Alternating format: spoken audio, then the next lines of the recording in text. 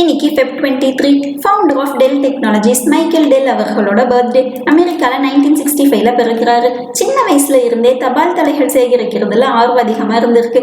இதுக்கு வரவேற்பு இருக்குன்னு தெரிஞ்சு யாரோட ஹெல்ப்பும் இல்லாமல் தானே விளம்பரம் செஞ்சு 10 வயசுக்குள்ள $2 சம்பாதிக்கிறாரு. ஸ்கூல் படிக்கும் போதே செய்தித்தாள் முகவராக வேலை பார்க்குறாரு. டவுனில் புதுசாக குடியேறுறவங்க புதுமண தம்பதிகளோட அட்ரஸை ஆஃபீஸில் வாங்கி அவங்க கிட்ட சந்தா வாங்குறாரு. இவரோட அப்பா ஆப்பிள் கம்ப்யூட்டர் ஒன்று வாங்கி தர்றாரு. அதை வேற ஆணிவேரா பிரிச்சு மறுபடியும் கரெக்டா மாட்டி கம்ப்யூட்டர்ஸ் பத்தி தெரிஞ்சுக்கிறாரு. கம்ப்யூட்டரோட வடிவமைப்பு பத்தி வர்த்தகத்தை பத்தி பல விஷயங்கள் தெரிஞ்சுக்கிறாரு.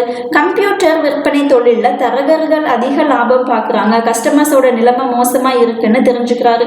டெக்சாஸ் யூனிவர்சிட்டியில படிக்கும்போது தன்னோட ஹாஸ்டல் ரூம்லயே பிசி லிமிடெட்னு கம்பெனி ஸ்டார்ட் பண்ணி கம்ப்யூட்டர்ஸோட உதிரி பாகங்களை வாங்கி அதை அசம்பிள் பண்ணி கம்ப்யூட்டர் உருவாக்கி விற்பனை செய்யறாரு. இதுல அதிக லாபம் கிடைச்சதுனால 19 வயசுல படிப்பை நிறுத்திட்டு முழு நேர தொழில ஈடுபடுறாரு.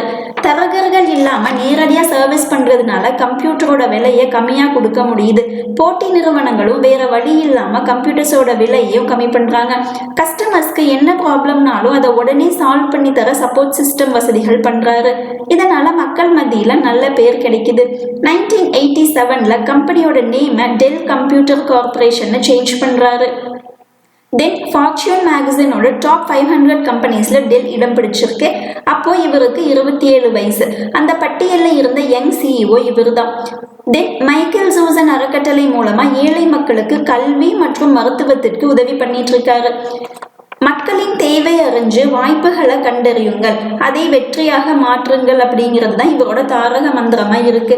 அந்த அடிப்படையில டெல் நிறுவனம் தொடர்ந்து வெற்றி நடை போட்டுட்டு இருக்கு. இன்னைக்கு இவரோட பர்த்டே. இன்னைக்கு பர்த்டே செலிப்ரேட் பண்ற எல்லாருக்கும் ஹாப்பி பர்த்டே.